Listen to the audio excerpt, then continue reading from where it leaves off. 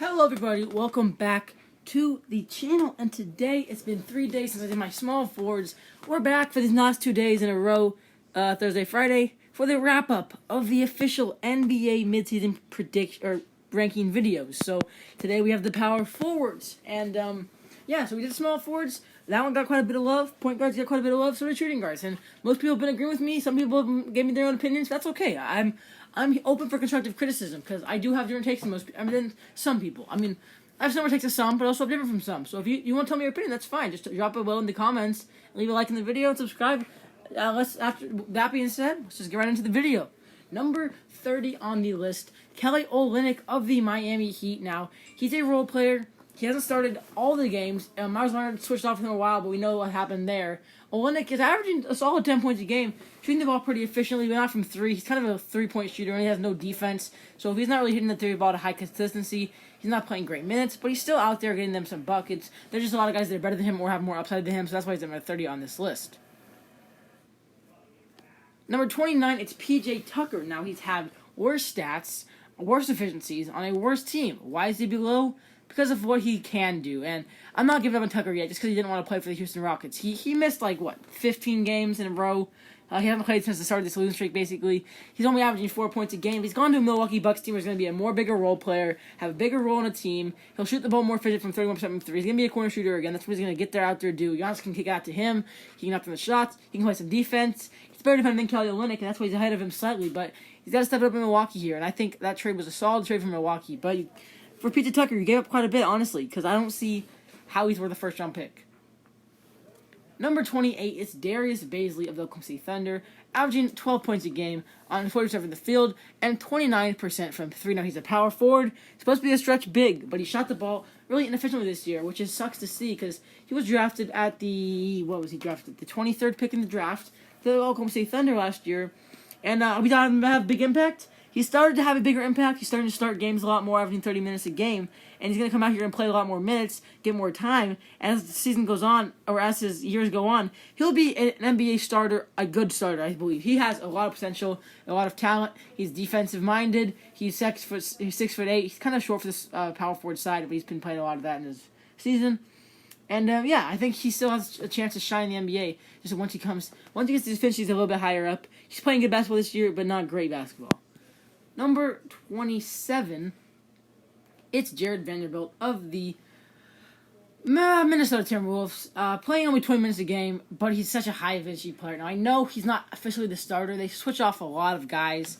You can say they start Naz Reid a lot, which probably is true because Naz Reid is just as good. But for the sake of this, I made this graphic about a week ago, and I don't know, I just for some reason put Jared Vanderbilt on here. He's averaging 6 points a game, 61% from the field, and 50% from three. He's been such an efficient player with 6 rebounds a game in only 20 minutes. He's getting the rebounds. He's shooting at a high clip.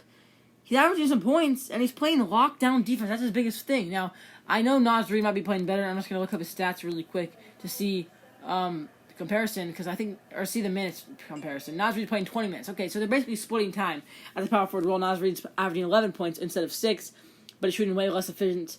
And he's got 4 rebounds compared to 6 rebounds and Naz Reid, the defender. I like them both. I like the tandem they have going on down there. That's why let's put them both. They fall to number 27. Number 26 is Larry Nance Jr. of the Cleveland Cavaliers, averaging 10 points a game on 50, 37, and 77 from the free throw line. Pretty efficient stats for a big man. Shoot the 3 ball a little bit. He's getting the rebounds. He's an insane dunker. We know that. He's averaging a ton of minutes a game. But his spot is he has the spot because Kevin Love's been out. And if Kevin Love was in, I think he wouldn't be a starter. And I don't think he should be a starter in the NBA. Now, not saying I don't like Larry Nance. I just think that that's why he's not very good. Because this guy does not really deserve to start in the NBA. But what he's doing as a starter has been pretty good. He's put up great numbers as a starter, so I can't hang on too much. While guys like Tucker maybe can still be a starter. I know Bailey wants to be a starter, and he should be, but he's younger. But an established role player like him, maybe you're a starter, but not on a good team. That's why the Cavs suck. Because guys, they don't have the true talent of the well-rounded team besides Sexland. But yeah, he's here at number 26. Pretty solid stats. Playing pretty solid basketball. Some of the best of his career, actually, so far. 25. It's Nicolas Batum. Redeemed his career. He's still getting paid $20 million, which is still a lot of money for a role player.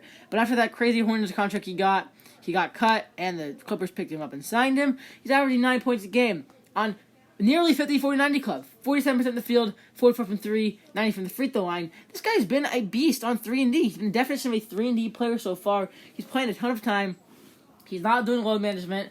And he's been a lockdown factor. Him and Patrick Beverley, when they've played together, Serge Ibaka, and of course you add the two best defense players, Kawhi and Paul George, in the entire league on this team. This is an insanely good defensive team. But I don't know. I think they might have to trade for another piece in this team, and I think Batum might be part of that trade, or he could be losing time because of the trade. But for now, man, he's playing solid basketball at number 30, 29, 28, 27, 26, 25 on the list, ahead of guys like Nance, Bazley, and Naz Reid.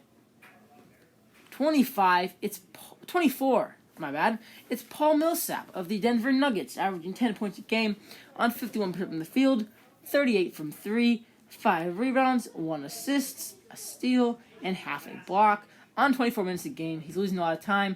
Michael Porter Jr. is a small forward, but they do like to run those Will Barton lineups where Paul Millsap shifts to the power forward, or that Michael Porter switches to the power forward. They run a guy like Will Barton there, or a guy like Facu, and then put Jamal, the shooting guard, and then move down Monte Morris, something like that. So they have a lot of lineups where he's not actually playing. That's why he's averaging less minutes than normal. But he's still putting up good stats. He's still playing defense, a little inefficient here and there. But he's getting old. That's his biggest flaw.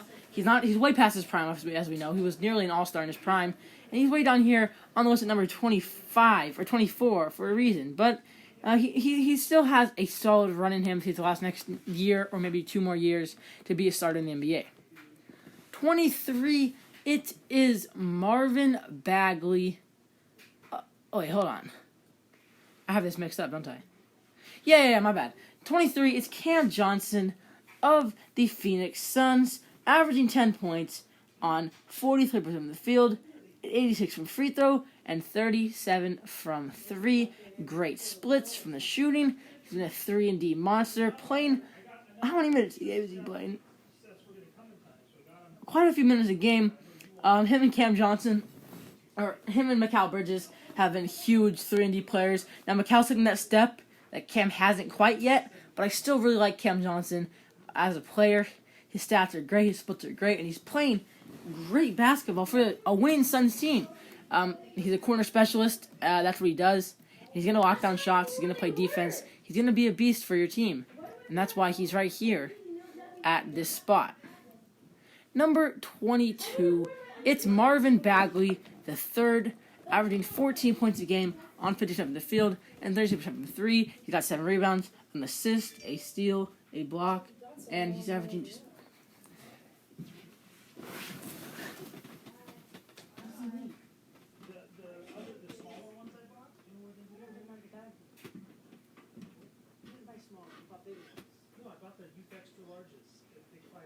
Did you get your second vaccine appointment? These are way too big for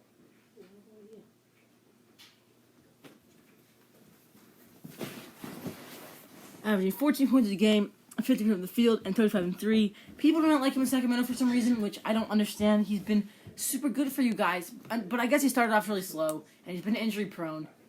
He's missed some time, and he's doing okay, but he's not playing great basketball. That's why he's here. He has a way more potential than he should be. He was the second pick in the draft, ahead of guys like Luka Doncic, Trae Young, so that's interesting. And he's really got to step up his career, and people want to trade. Some people want to trade. I can see a Bagley trade. Maybe new scenery could make him over the top, because right now, he's not thriving like he could be. He's still putting up a great solid numbers for a 30-year player, but nothing very special at all. Like, nothing that you see from an all-star.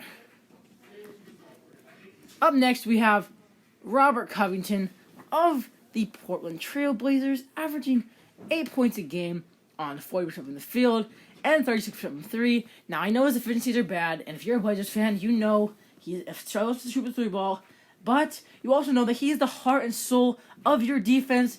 He does everything for this defense. He is the lockdown defender that can guard anyone on the perimeter, switches right, and he's your defensive leader. Now, Derek Jones Jr., as you see in the small forward video, go check that one out.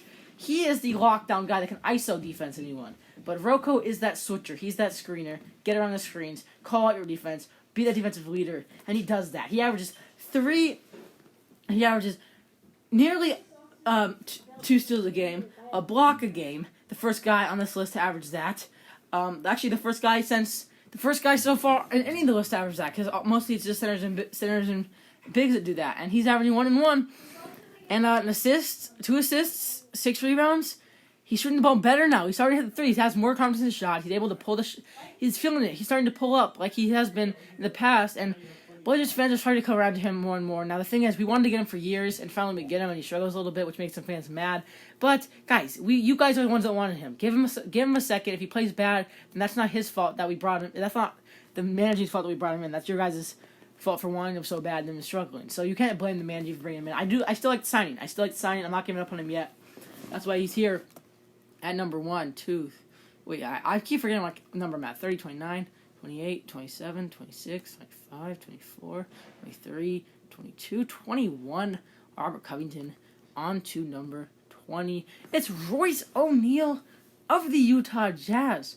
Averaging 7 points a game, 44 up in the field, 41 from 3, 6 rebounds, 2 assists, nearly a steal, and half a block on 32 minutes. Now, the reason he's so high is because of his defensive ability and his three-point shooting. He is the best 3-and-D player so far on this list. He is that 3-and-D guy. He will lock up LeBron James. Yes, he will guard LeBron James. He is that good. This guy is a defensive monster, and he's shown us that for the Utah Jazz. And he's going to keep doing that throughout the year and get the Utah Jazz team over the hump.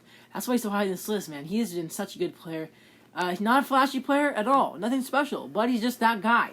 He's a definition of a gritty role player, and he's going to be that the rest of his career and help this Utah Jazz team win a chip, maybe. I don't know. There's a chance. Number 19, Sadiq Bey, as Crispy Flakes calls him, the Detroit Pistons rookie, number 19 pick in the draft. He's been a beast so far in his playing time, and he's only averaging 24 minutes a game, but he's starting to play a lot more. This guy's three-point stroke is like Kawhi Leonard in my eyes. It looks just like it. He's averaging 10 points a game, but he's shooting the ball 40-40 and 40-40 and 80 right now. Super efficient. This guy is a sniper from deep, and he's 6'7", playing the power forward role. He's a bigger guy, can post up, take him to the paint. He's going to get more time. His per 36 numbers are looking crazy right now. Looking crazy. This guy will be a star. Trust me, this guy will be an all-star. I really, really like... I've came around to him a lot. I really love this pick at 19. You get a guy like Sadiq.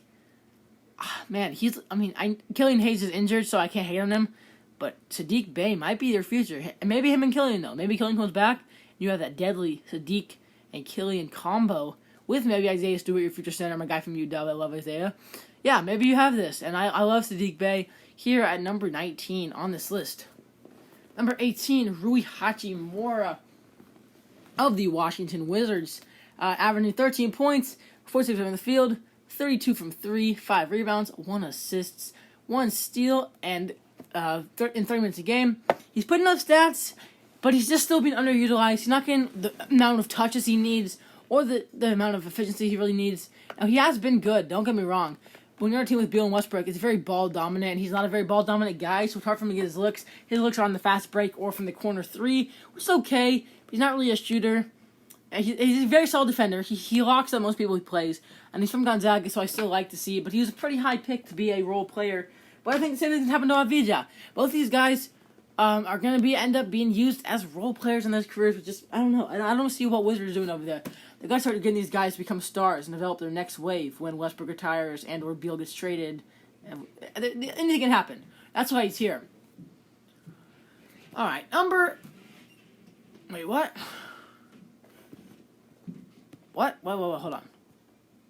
Sadiq? Yo. Alright, well, whatever. Hold on. What the heck? I gotta fix this. We're back. My bad. Aaron Gordon at number 17. 13 points a game. 42 from the field. 36 from 3. 7 rebounds. 4 assists. And nearly a steal and a block. Now, he plays pretty solid defense. But his offense is still... He's still semi-young, 26 years of age. 25 years of age, actually. But I think he's maxed out his potential now. You know he's a great dunker. We know he's a solid player. He's going to score the ball pretty well. He's semi-efficient. But I think we know his potential. It's going to be a secondary or third option on a team. Not a star, nothing special. And he's been overrated for a while. He's getting paid nearly $20 million to be. I mean, he's not a bad player, but there's talk about the Trailblazers trade. Obviously, he's not good enough to be a star in the Magic, so if he's trying to get a new scenery, I think that'd help him a lot. Hopefully not the Trailblazers, though. I don't really want Aaron Gordon. I don't think he's really our savior at all. I'm not mad at Aaron Gordon.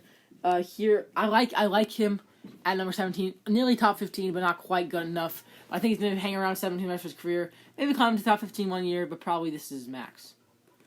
Number 16, a guy that still continues to climb, is P.J. Washington. He is a fun player. This guy is so fun to watch. He's averaging 12 points, 45 from the field, 40 from 3, 6 rebounds, 2 assists, a steal, and a block. The second guy in this list to do that. Playing great basketball all around, catching lobs from LaMelo, playing defense, exciting player. Exciting and fun to watch go out and hoop. That's what you want to see from a player. Be efficient, get his lobs, play his defense, and go out and hoop. And that's what P.J. Washington does. This guy balls out. He hoops. He plays with the best of them. And he's LaMelo's running mate. For him and Miles Bridges have been huge lob threats. He got the starting nod over Miles Bridges, though. And they've run some small ball center with him instead of Cody Zeller. And I like to see him out there a lot of time. That's good for the team, good for the energy, good for the fan base, good for the culture, good for the team to help them win. Number 15, it's Brandon Clarke from the Memphis Grizzlies, from Gonzaga as well, the second Gonzaga guy in this list. And he has been super solid for the Grizzlies, especially last year. This year, he's been injured on and off, and he's taking a step back in his efficiency. 11 points, 51, 32 from 3, 65 rebounds, assist, a steal, and a block. Another solid defender. This guy is great at defense. He will lock up a big. He's only 6'9", 6'8" actually. But he will still play solid defense. He's only 24 years old. He has a lot of time to get better from Canada. I like him with Ja and Jaren, but I'm not sure how they're going to fit both of Ja and Jaren together. So it might have to... Jaren Jackson's not on this list, by the way, if you're wondering, because of injury. He has not played a game at all, I don't think, this year. Maybe they're in a small ball center, or maybe they're in Jaren center. But I do really like Brandon Clarke. And maybe he goes to new senior. Maybe he moves to the bench. That'd be okay. Maybe his role is a 6-man bench spark on defense and offense. He can get you buckets. He can play defense. That's what he has from an NBA player.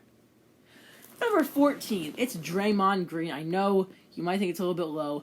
He's still a solid NBA player, guys. Just these next 13 are all better than him. I'm sorry. He's averaging 6 points a game, 41 from field, 25 and 3. He can't shoot the ball at all. He can't score. He can't shoot. Now, I know he got a triple-double last night. Good for him, bro. He scored 10 points. Or actually, he scored 16 points. But he's putting up numbers everywhere besides the scoring. And he's averaging 6 rebounds, 8.5 assists. He's been a floor general, better than Curry has. A steal and half of 1.5 steals and half a block. He's still playing lockup defense. He's becoming a playmaker. He is literally a playmaker. He's a passer. He will get you the ball. He will fit the passes. He will thread the needle.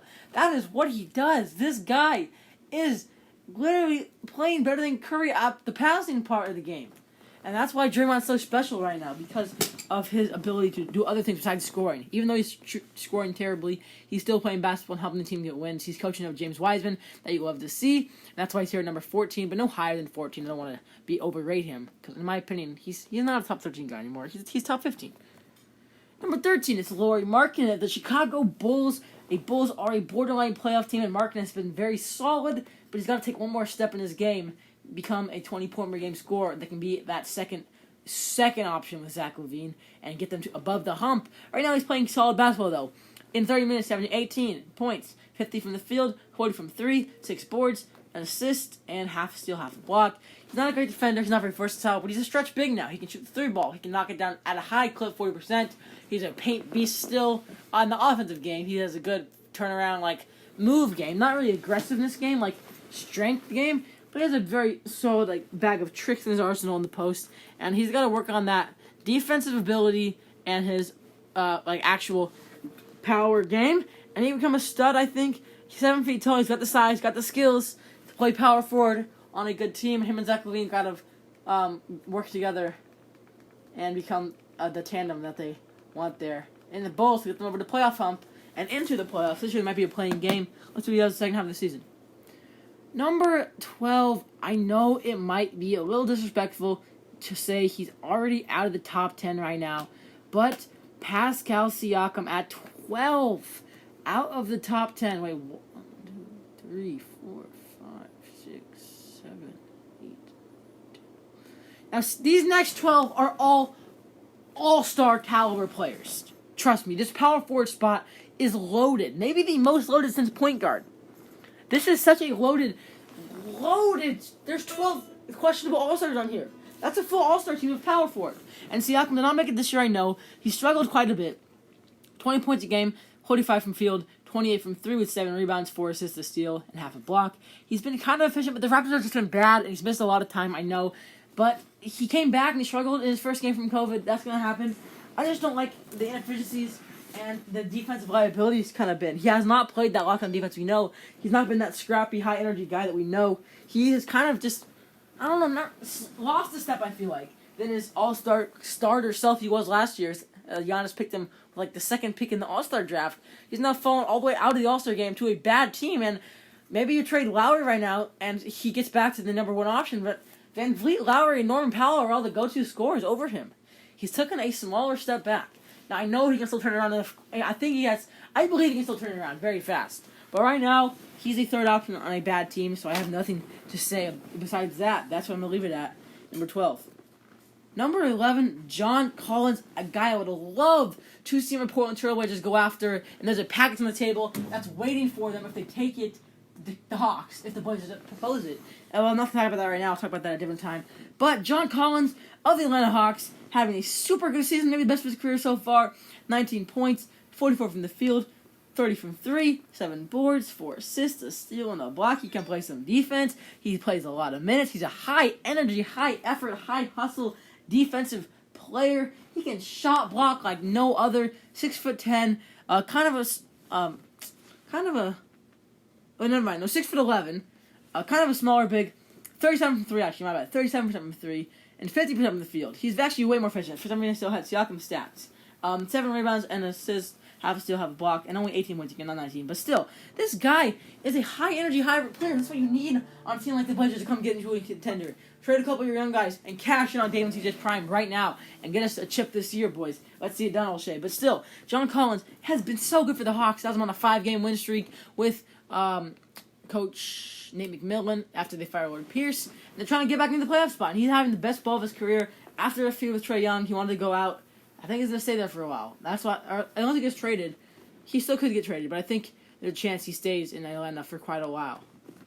Number 10, Kristaps Porzingis. He's missed a lot of time. He's been efficient. How's better than John Collins? I think he's slightly better than John Collins still. Just because the Mavs are now on the rise. He is on the rise. 20 points a game, 50-50, or 50-36, and 75. 8 boards, assist, and a block. He's 7'3". This guy's a beast in the post, but he can also shoot deep threes. If you have a 7'3" guy shooting deep threes, how are you gonna stop that? I don't even know, guys. It's tough when you have a guy of his size and athleticism and caliber, and he struggles to shoot or struggles to play in the post and play defense. But if you can get his defense up, he can be back to a top 5 power forward. I have no question. But the injury was tough on him. He's came back. He's bounced back, and they're right here. He's right here in the top 10. Just caught his top 10, number 10. Number 9 is Tobias Harris being the second option on the best team in the Eastern Conference. That's why he's so high. Averaging 20 points on 51, 40, 90. Club Tobias. You love to see it. J. Cole balling out here. 7 rebounds, 3 assists, and a steal and a block. He's playing great defense. He's getting a steal and a block. He's hitting his 3 shots at a high clip. He's driving to the hoop at a high clip. He's clutch. He's hit some game winners. This guy has been so good for the 76ers. He's been their second scoring option. Ben Simmons, of course, is their playmaker. He's their second scoring option behind Joel Embiid. He's also their second best on-ball defender behind Ben Simmons. Third best defender probably behind Joel Embiid because Joel Embiid is just that good of a paint defender. He's doing everything with this team. He's actually playing so good basketball. That's why he's number 9 ahead of guys like Siakam and John Collins and Porzingis, who are all all-star caliber. I thought he was all-star caliber too, but they didn't think so. But I think he is. Let's move on to number 8. Domantas Sabonis, the third Gonzaga power forward on this list, which is so weird. There's so many Gonzaga power forwards on this list. But here he is. Sabonis, the Lithuanian man. He's a beast, 6'11" feet tall. Got the Pacers struggling, though. And Pacers in a bad spot. They're 5 games below 500, and that's why some guys ahead of him, you'll see you might be questioning why are they ahead. It's just because he's not getting team success. I know you have no Caris LeVert for a while. T.J. Warren, of course, been out for a long time. You traded Oladipo, but you still have Miles Turner. You still have Malcolm Brogdon. You're still putting up great stats. You should be able to feast on here. 20 points a game, 53 from the field, 32 from 3 with 11 rebounds, 6 assists, and a steal. He's putting up a triple-double like once every 3 games, guys. His stats are ridiculous for a big man. 20, 11, 6 on 53, 32, and 75, and 6.5 assists, actually. So when those assists are up, this guy puts out a triple-double all the time, and he's probably top 10 triple-doubles this season. I love the stats he's putting up, but it's not equating to wins right now, and that's the problem with Sabonis at this moment in time. He's also not very flashy, so the media doesn't really give much attention to him, but I think he's solid at number 8, 7, 6, 5, 4, 3, 2. Yeah, number 8 is a good spot for DeMontis. Number 7, yes, he's now a power forward. Guys, he's been playing power forward on this. Trust me. I know you say he's a shooting guard, but he's actually played a lot of power forward right now, and he's actually listed now on Google as a power forward. So trust me, he's been playing the power forward with Keldon at the 3.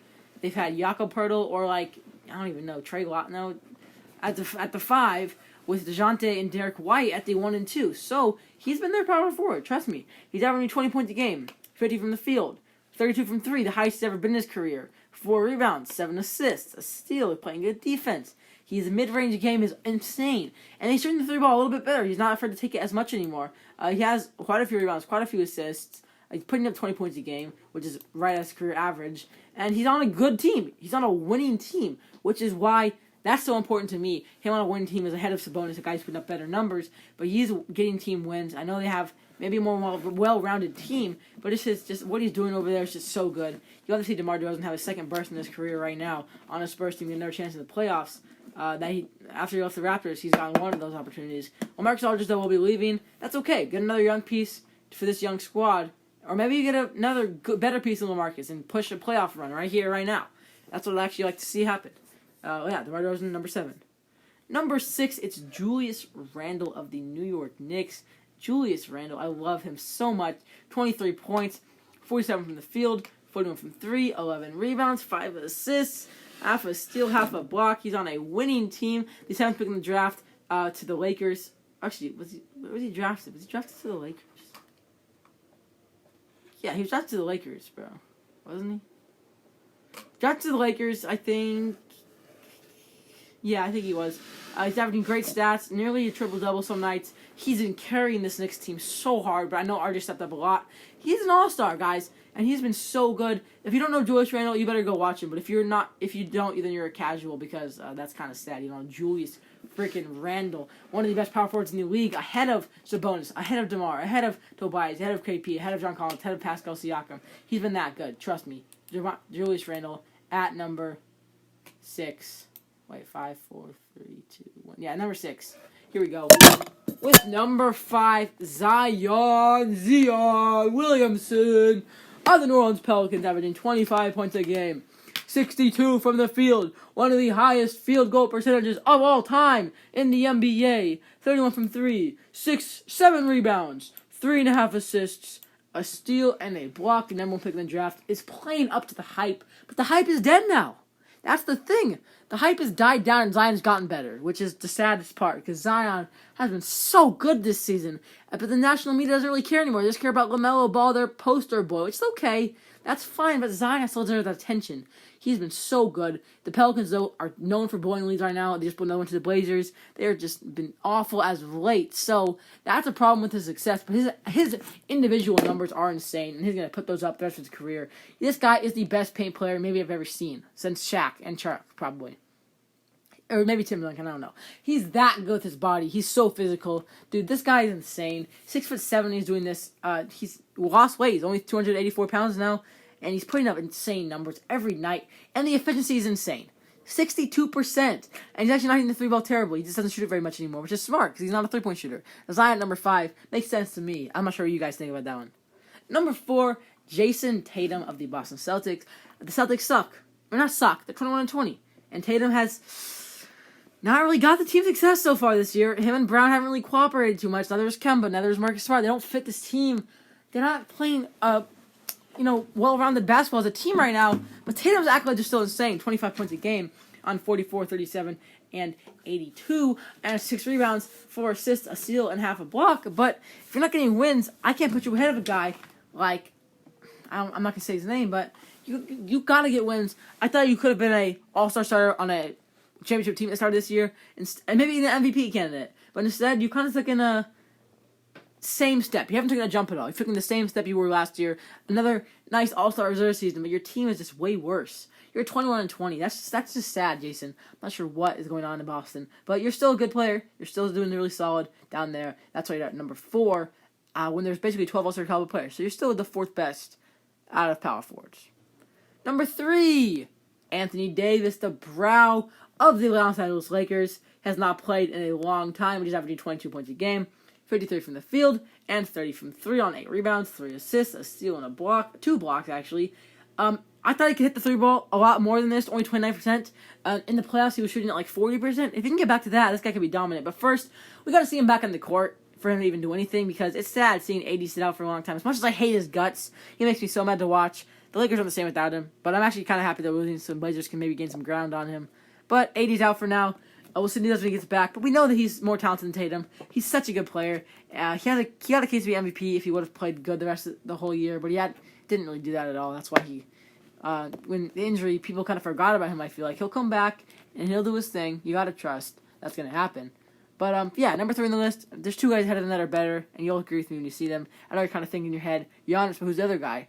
You don't remember he's a power forward.